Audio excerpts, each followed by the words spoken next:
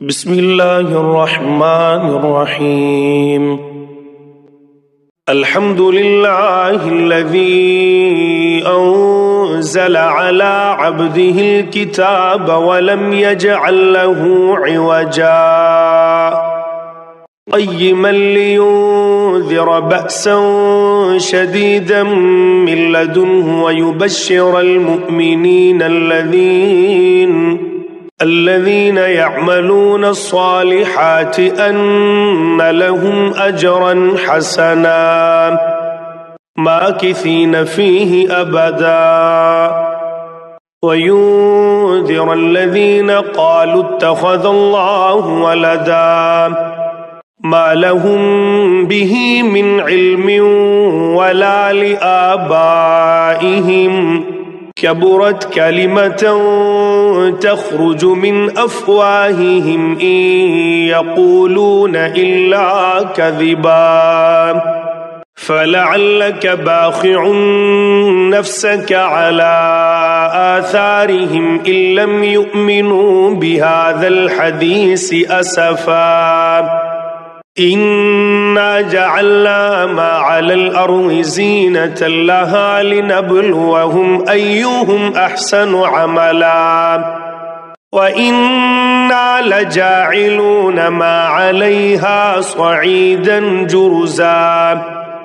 أم حسبت أن أصحاب الكهف والرقيم كانوا من آياتنا عجبا إذ أوى الفتية إلى الكهف فقالوا ربنا آتنا من لدنك رحمة وهيئ لنا من أمرنا رشدا فضربنا على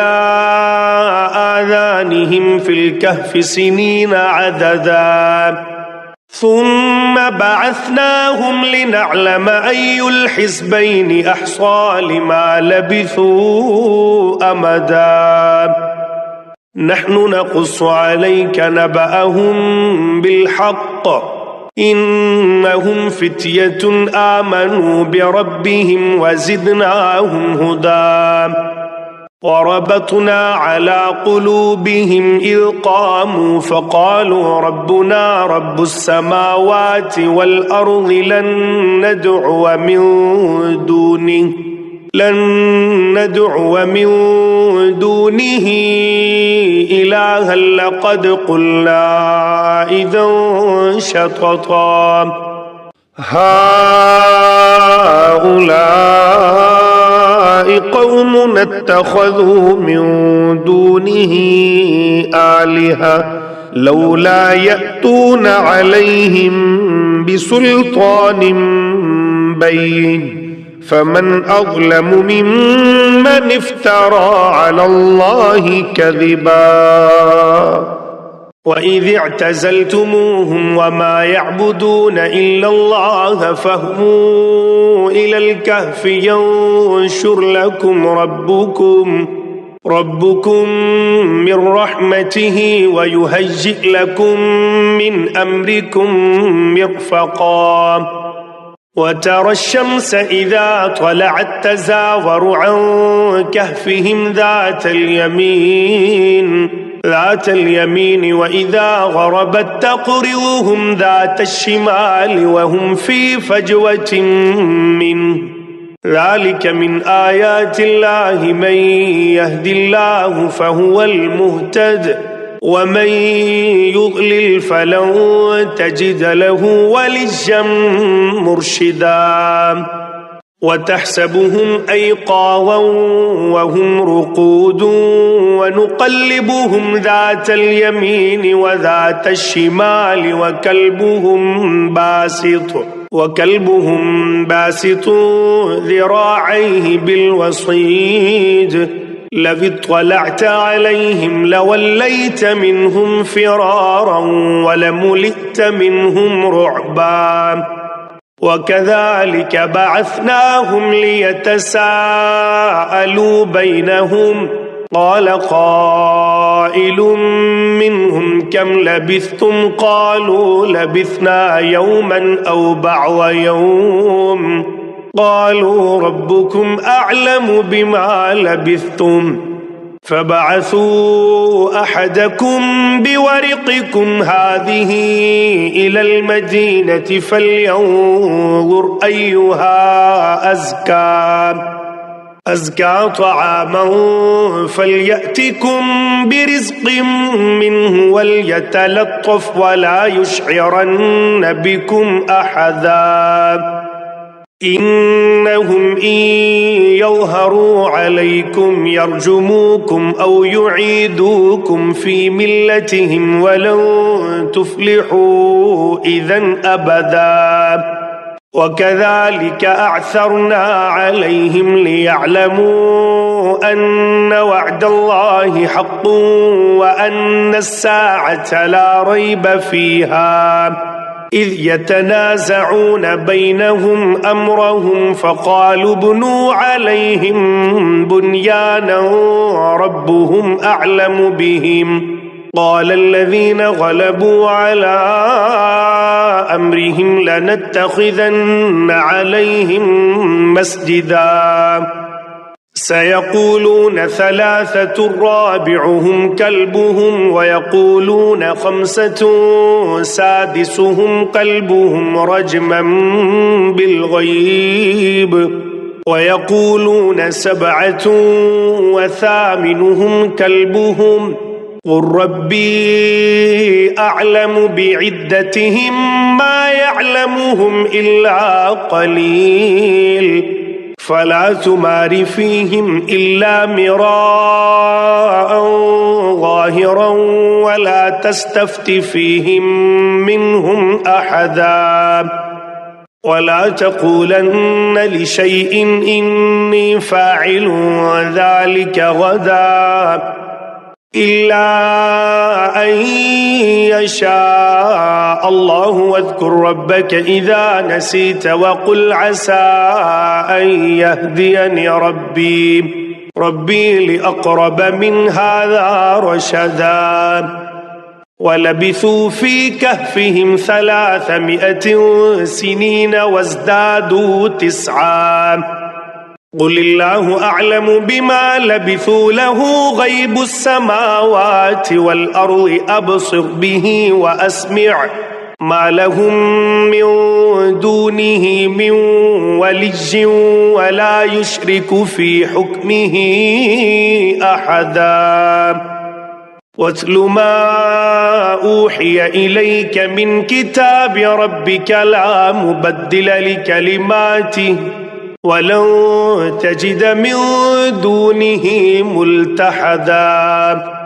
واصبر نفسك مع الذين يدعون ربهم بالغداة والعشي يريدون وجهه ولا تعد عيناك عنهم تريد زينة الحياة الدنيا ولا تطع من أغفلنا قلبه عن ذكرنا واتبع هواه وكان أمره فرطا وقل الحق من ربكم فمن شاء فليؤمن ومن شاء فليكفر إنا أعتدنا للظالمين نارا أحاط بهم سرادقها وإن يستغيثوا يغاثوا بماء كالمهل يشوي الوجوه بئس الشراب وساءت مرتفقا إن الذين آمنوا وعملوا الصالحات إنا لا نضيع أجر من أحسن عملا أولئك لهم جنات عدن تجري من تحتهم الأنهار يحلون فيها من أساور من ذهب ويلبسون ثيابا خضرا من سندس واستبرق متكئين فيها على الأرائك نعم الثواب وحسنت مرتفقا واضرب لهم مثل الرجلين جعلنا لأحدهما جنتين من أعناب وحففناهما بنخل وجعلنا بينهما زرعا كلتا الجنتين آتت أكلها ولم تظلم منه شيئا وفجرنا خلالهما نهرا وكان له ثمر فقال لصاحبه وهو يحاوره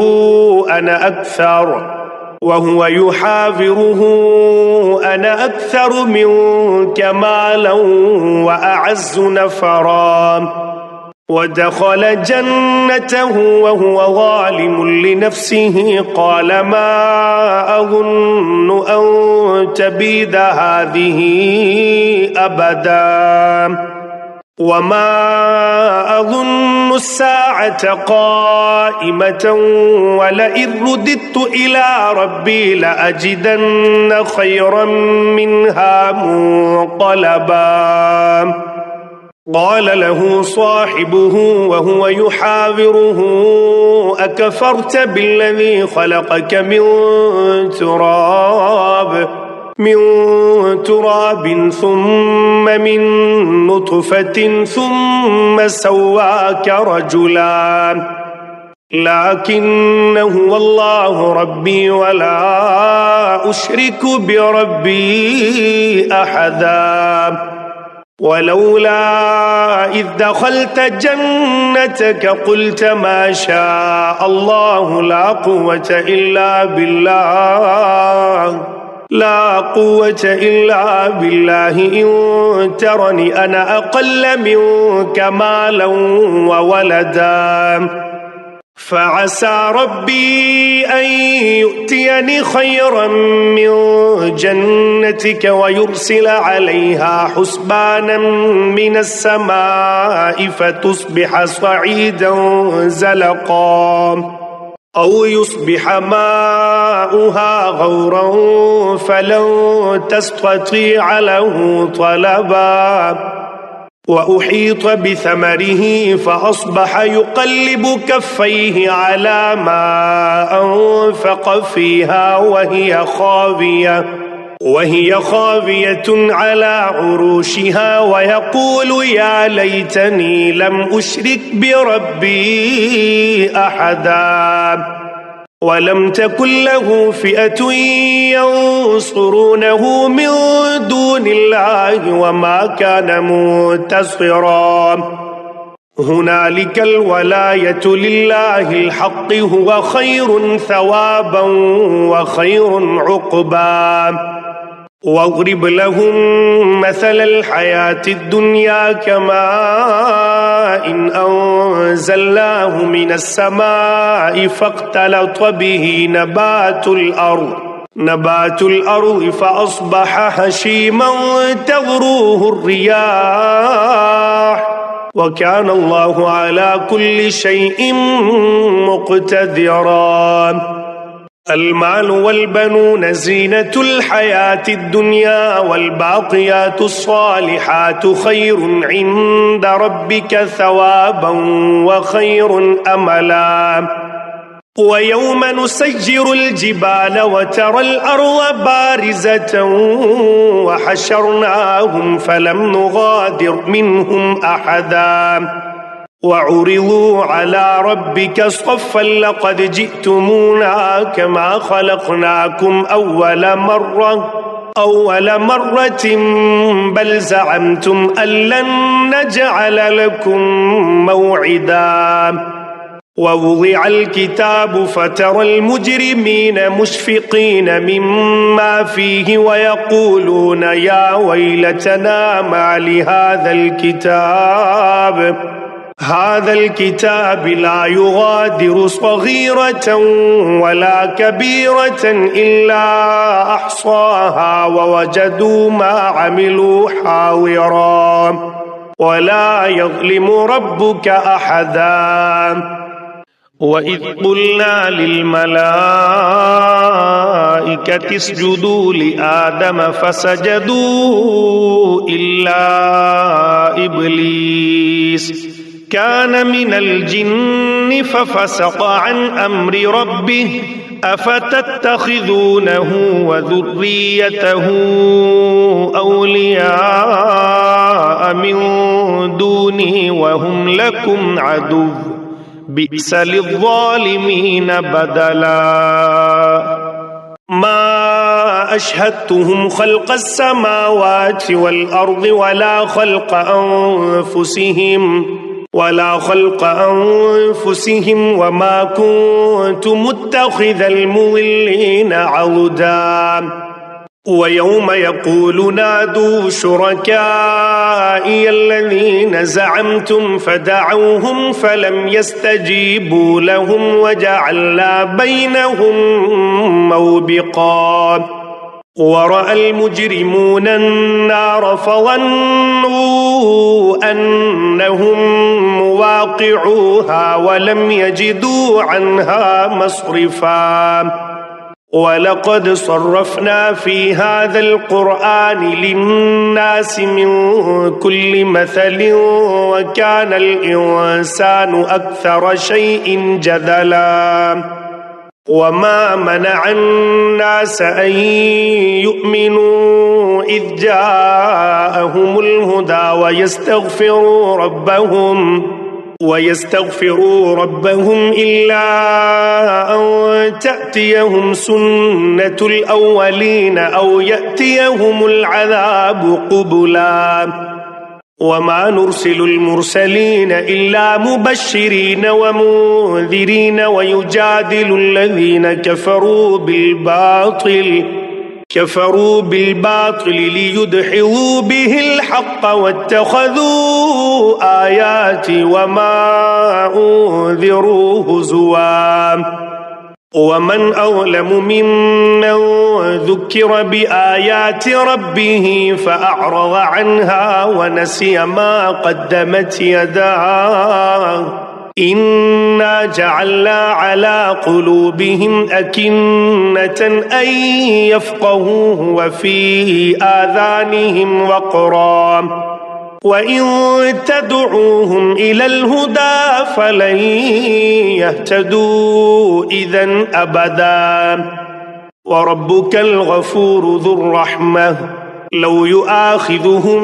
بما كسبوا لعجل لهم العذاب بل لهم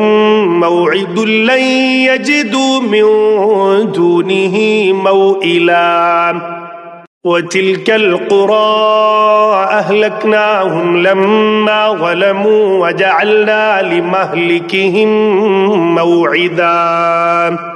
وإذ قال موسى لفتاه لا أبرح حتى أبلغ مجمع البحرين أو أمضي حقبا فلما بلغا مجمع بينهما نسيا حوتهما فاتخذ سبيله في البحر سربا فلما جاوزا قال لفتاه آتنا غداءنا لقد لقينا من سفرنا هذا نصبا قال أرأيت إذ أوينا إلى الصخرة فإني نسيت الحوت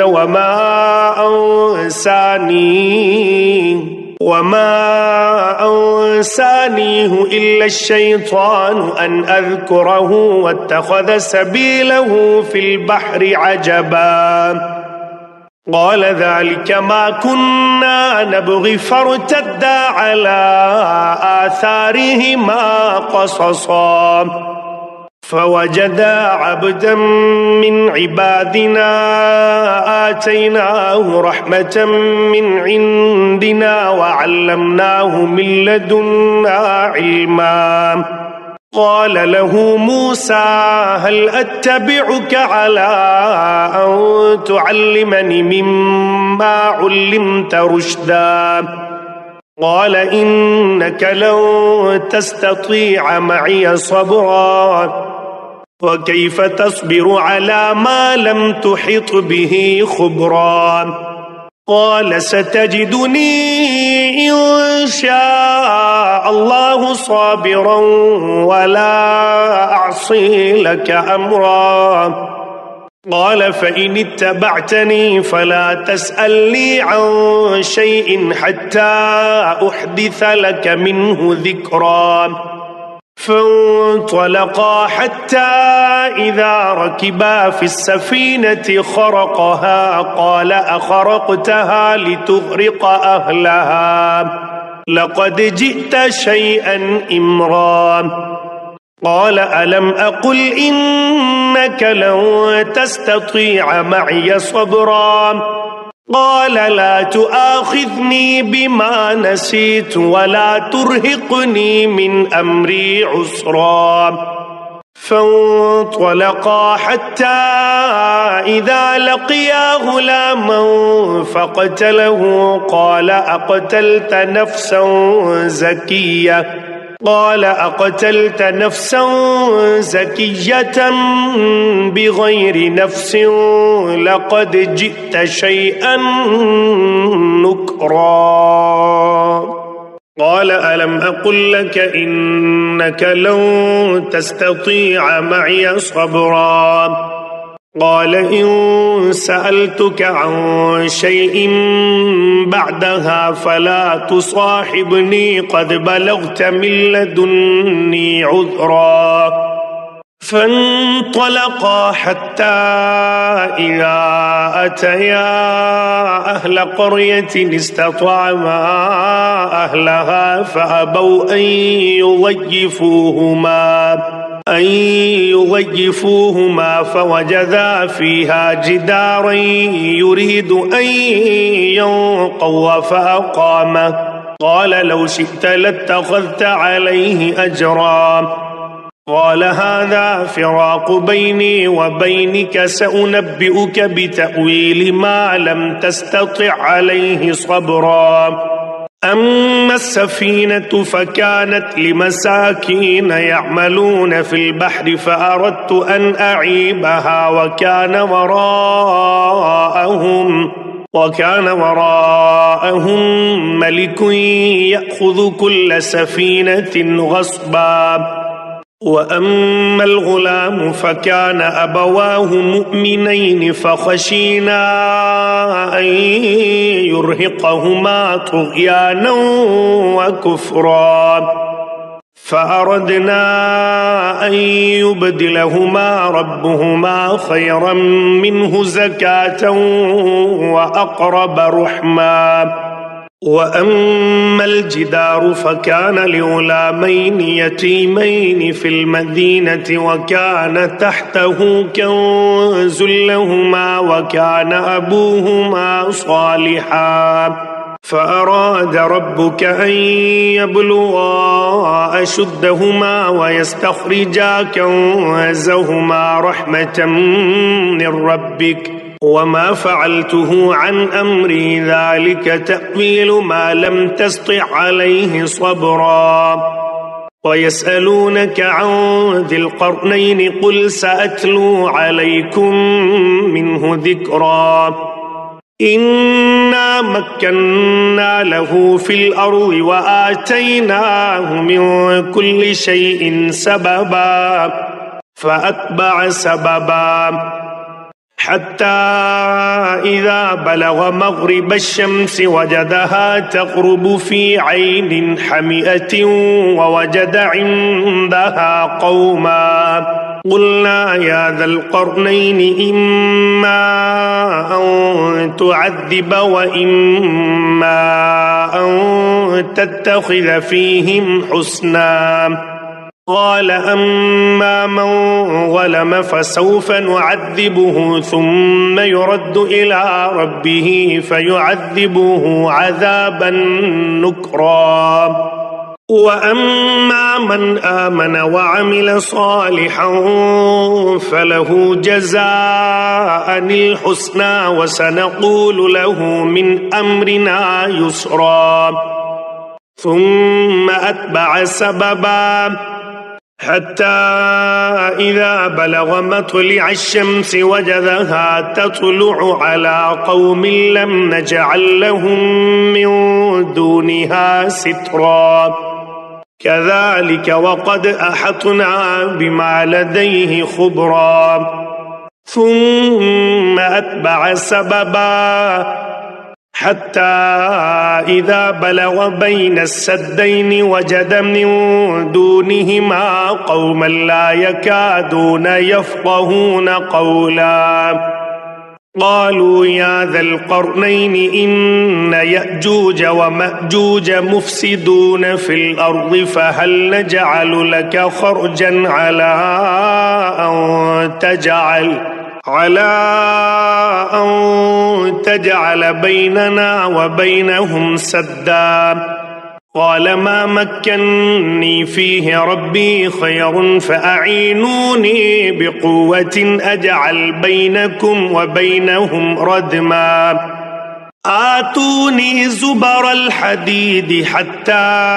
إذا ساوى بين الصدفين قال انفخوا حتى إذا جعله نارا قال آتوني أفرغ عليه قطرا فما استطاعوا أن يظهروه وما استطاعوا له نقبا قال هذا رحمة من ربي فإذا جاء وعد ربي جعله دكا وكان وعد ربي حقا وتركنا بعضهم يومئذ يموج في بعض ونفخ في الصور فجمعناهم جمعا وعرضنا جهنم يومئذ للكافرين عرضا الذين كانت أعينهم في غطاء عن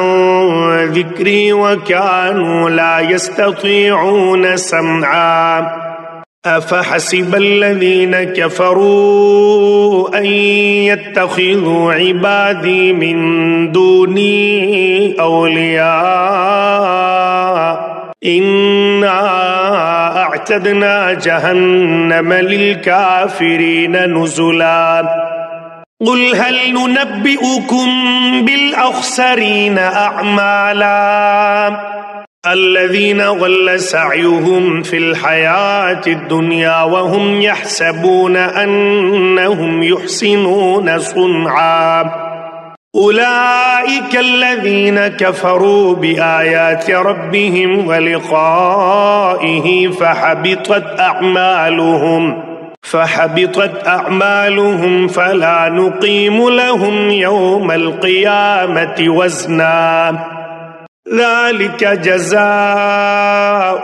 جهنم بما كفروا واتخذوا آياتي ورسلي هزوا